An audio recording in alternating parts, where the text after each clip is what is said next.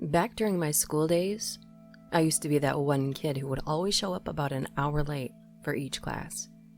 Nowadays, I'm never late for anything. I am the most meticulous employee in my entire office. A lot of my coworkers ask me how I do it. I usually laugh it off and pretend to take it as a compliment. The truth is that I don't want to tell them what is spurring me on to such punctuality. It happened when I was in high school. As I said already, I would never be on time. My teachers had already stopped trying with me, and I don't know how I managed to always show up so late. Maybe I would just take too long getting ready at home, or dawdle on my way to school. It was on a sunny spring morning day when this behavior would cease forever. I had gotten up late already, overslept due to watching too many episodes of some cartoon show. With my parents out of the house, no one had been there to stop me. That morning, I tried to still try and get to class on time. The way from my house to the school would usually take me around 20 minutes on foot, 15 if I ran. After I had been sleepily ignoring the ring of my alarm clock, I had exactly 25 minutes left until the school day would start.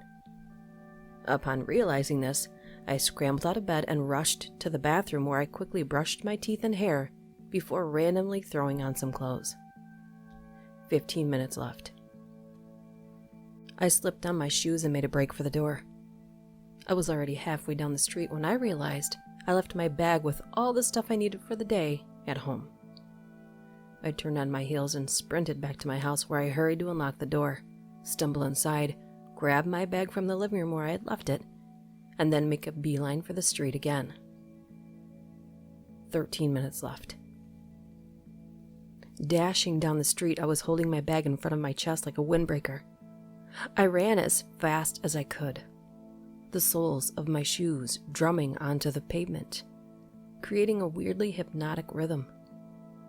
Suddenly, I tripped over a small depression in the street, lost my footing, and fell face first to the ground. The bag flew out of my hands and slid all over the pavement. I groaned in pain as I slowly pushed myself off of the ground and rubbed my aching chin. It took me a bit to get back to my feet and collect the loose items that had fallen out of my bag when I dropped it. As soon as I had it all back together, I continued to jog the remaining part of the way. When I finally reached the entrance to the school, I pushed open the door and realized in horror that the hallway was completely empty. Looking up at the large clock hanging from the ceiling, I realized that I was exactly 3 minutes late. Crap. I would need to get to class quickly. I had math, and I remember my math teacher being extremely strict. Getting late to one of his lessons would mean trouble. That much was for sure. The classroom was in one of the upper levels of the building. I panted as I sprinted up the stairs, and by the time I had reached the second floor, I was already out of breath. Still, I kept pressing on until I had arrived at the uppermost one. I had not encountered one single person on my way up. At first, this had not struck me as odd. I just assumed that everyone else was in their respective classrooms already. But when I knocked on the closed door of my destination and received no response from inside, I felt a weird sense of dread rise within me. I knocked again. 3 times. Still no reply. Just silence. There was no one in there at all. I slowly reached out and pressed down the door handle. To my surprise, the room was empty. This was strange. If the lesson had been transferred to another classroom, this one would have been locked. I decided it would be best to ask the teacher in the adjacent room about my class's whereabouts. Yet upon knocking, I once again received no answer. Opening the door, I found that room to be just as deserted as the other. At this point, I was getting a bit spooked.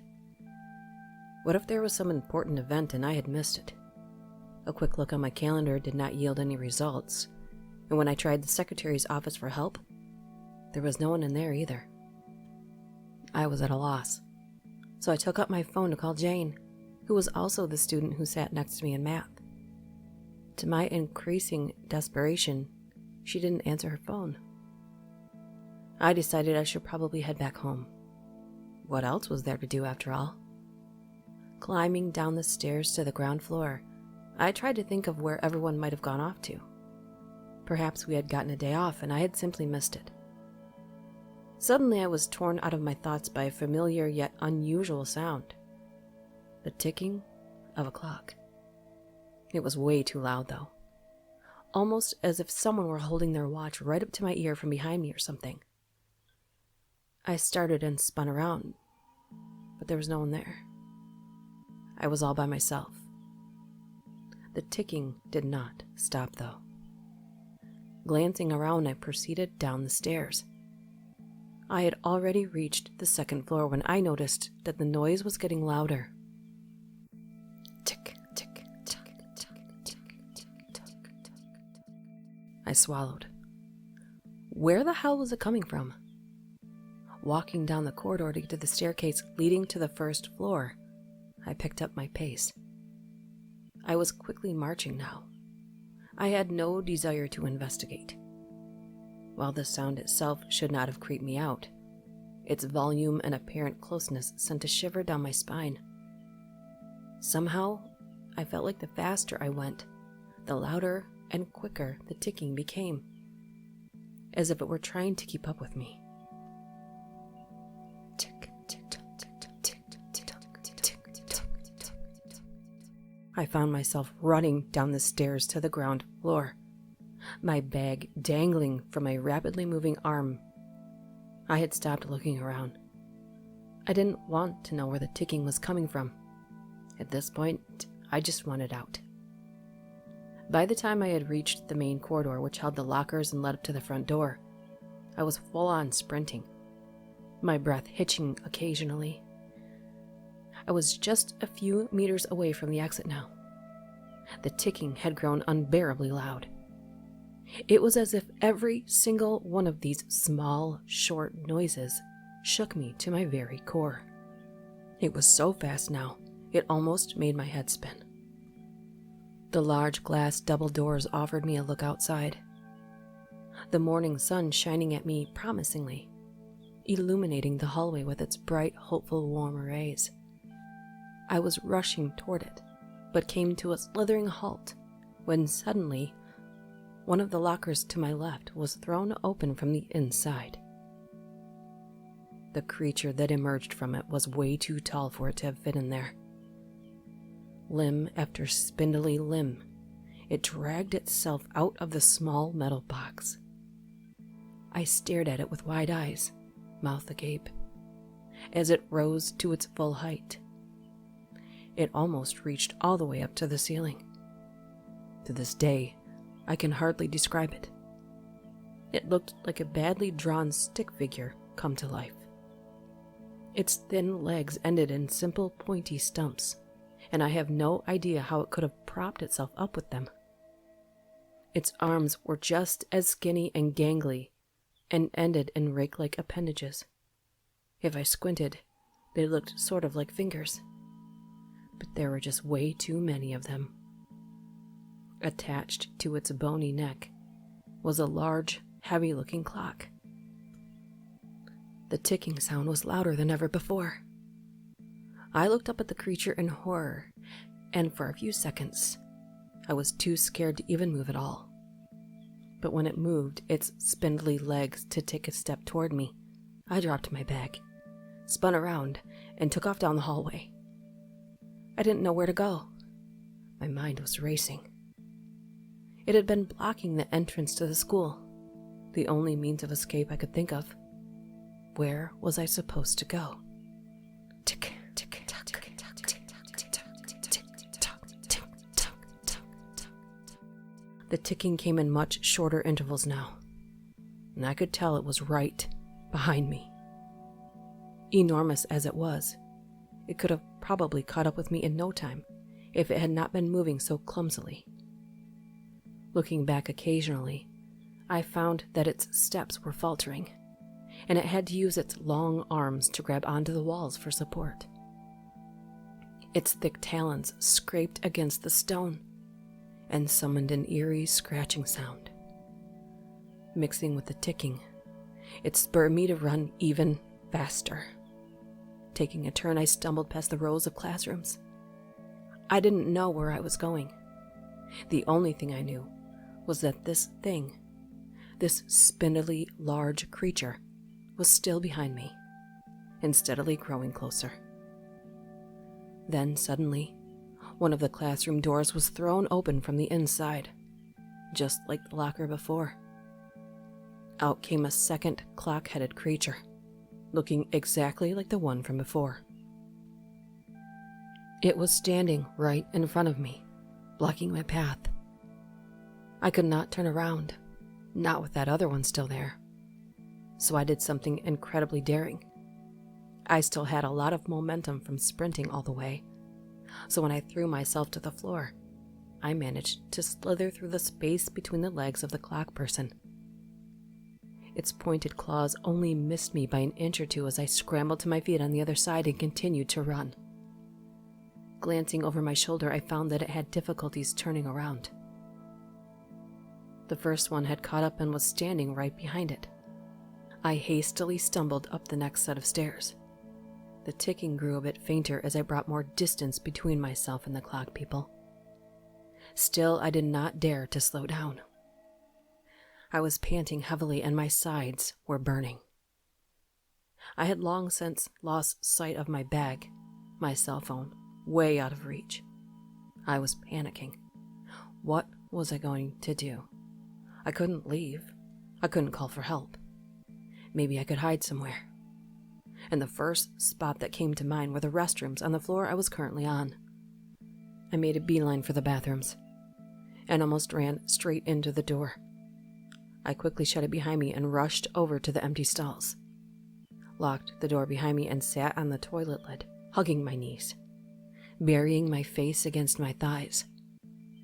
It was only when the wetness of my warm tears began soaking through the fabric of my skirt that I noticed that I had started to cry. I stayed as still and quiet as possible, hoping, praying that they wouldn't find me. If they would, the cheap stall door surely wouldn't offer me much protection. With my eyes pressed shut, I listened intently for the ticking. At first, everything was silent. Then, from no direction, I could hear it ever so faintly. Tick, tick, tick, tick, tick, tick, tick, tick, tick. My blood froze as the low creaking of the restroom door being opened penetrated my ears. I held my breath. The sound of stick figure limbs scraping onto the tiled floor nearly caused me to whimper in fear. I looked up from my knees, only to see long, bony rake fingers reach out underneath the door from the outside. They were groping and feeling about, searching for anything indicating my presence. One of them came unnervingly close to my side, and I had to lean over to avoid encountering it. The ticking was loud and clear, but still terribly slow. I prayed this meant that the creature was not on alert. Finally, after what felt like an eternity of watching the raked fingers moving about below me, they were pulled back. The creature remained in the bathroom a little longer, and I could only assume it was checking the other stalls. Then, to my great relief, it sluggishly turned around and went for the door, letting it fall shut behind it. I stayed put for a few minutes, waiting for the ticking to fade into the distance. When I was certain it was far enough away, I carefully got up from my seat and snuck out of the bathroom, peeking out into the hallway.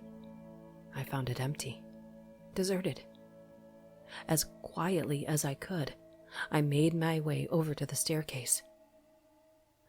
I was just about to set foot onto the first step, already anticipating freedom once I could reach the front door, when that awful noise hit me again. Tick-tock, tick-tock, tick-tock, tick-tock, tick-tock, tick-tock, tick-tock. It came in short, rapid intervals this time, loud but fast, and somehow I knew that meant they had found me, even before the two clock people appeared below me in the stairwell.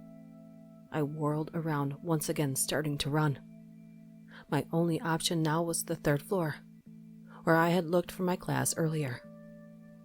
The two of them were right behind me, the sounds of their ticking heads damn near driving me crazy. I felt tears stream down my cheeks again as the burning pain flared up in my exhausted body once more. I was pushing it, myself, to its very limit. Stumbling up the stairs, I could only think of hiding in one of the empty classrooms. Sprinting toward my math classroom, I tore open the door and dashed inside, only to collide with a person? A normal-sized, fleshy, warm person. I barely had time to recognize the pleasantly familiar eyes of my teacher, and I passed out. I came to in the hospital. My teacher was there and told me they had called my parents on the phone to let them know that I had suffered a panic attack of sorts and lost consciousness. He said they were on their way. My teacher had to leave pretty much right away since he could not leave the class without supervision any longer. The class. I remembered muttering weakly. Were they there? Of course, my teacher said, frowning confusedly. They were all present, except for you. But I checked earlier, and I couldn't find you or anyone. I argued. My teacher smiled warmly and shook his head, telling me it all probably just been in my head. I think he was barely even listening to me. I didn't blame him, though. I thanked him for helping me and staying with me, and shortly after that he left. Apart from the nurses checking in on me once or twice every 15 minutes, I was all by myself. I just laid there, waiting for my mom and dad to arrive. I was left alone in this clean, white room with no sound but the occasional beeping of the digital alarm clock by my bed. I never told anyone what I saw. I knew it had been real, or at least as real as something like this could have been. Of course, the doctors found some sort of explanation for it, although I can hardly remember what it was. It was just so long ago. I do remember the clock people, though. I have not seen them ever since that day, but the images of them prowling through the corridors on those thin, spindly legs, and the persistent sound of their ticking have never left me. Ever since that day, I've done everything I could to avoid another encounter with them. I'm never late for anything, even if it means I have to get up hours before the actual time I've needed to. Even if it means I can't go back for stuff I've forgotten at home, or go to the toilet. No dawdling, no more wasting time. I come in like clockwork. Each day.